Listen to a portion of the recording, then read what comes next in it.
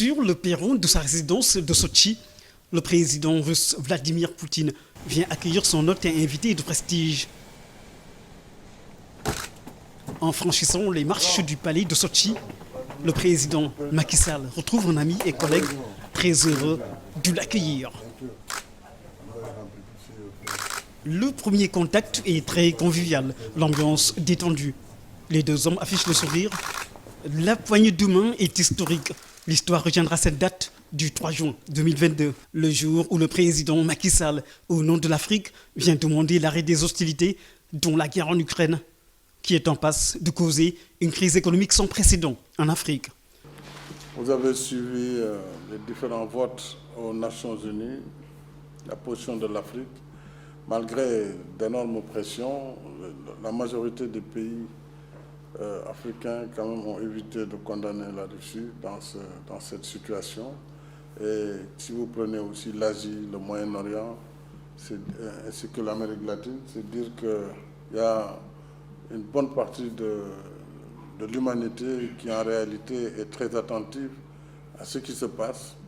Et moi, c'est au nom de tous ces espoirs que je suis venu vous voir pour demander de prendre conscience que nos pays, même s'ils sont éloignés du théâtre, sont des victimes de cette crise au plan économique.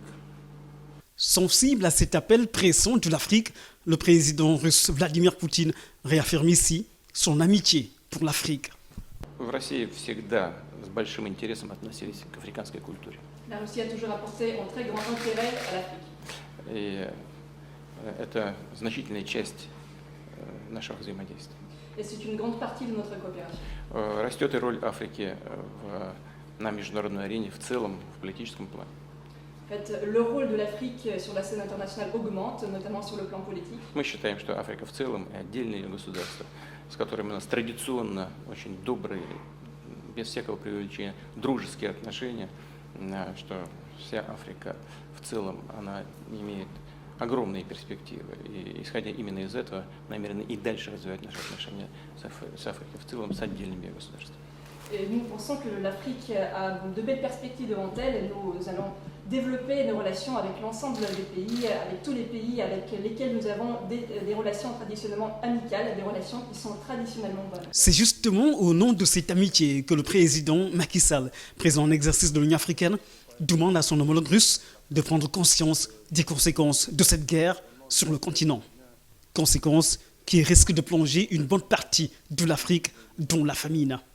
Les sanctions aussi contre la Russie ont entraîné plus de gravité puisque nous n'avons plus accès aux céréales venant de Russie, au blé en particulier, mais surtout aux engrais et à l'urée en particulier pendant que notre agriculture est déjà déficitaire. Et ça crée vraiment de sérieuses menaces sur la sécurité alimentaire du continent. Un message d'espoir pour tout le continent africain. Vladimir Poutine se dit disposé à renforcer son action humanitaire en faveur de l'Afrique. Мы стремимся развивать гуманитарные связи с африканскими странами. Nous essayons également de développer des liens humanitaires avec les pays africains. И будем все делать то, что зависит от нас, для того, чтобы этот процесс набирал обороты. Et nous allons faire tout le possible, tout ce qui dépend de nous pour que ce processus va de l'avant. Une lueur d'espoir apparaît ainsi dans le discours du président Poutine, qui a rappelé les relations excellentes de partenariat avec le Sénégal. Une coopération bilatérale qu'il compte renforcer, notamment avec cette visite du président Macky Sall à Sotchi.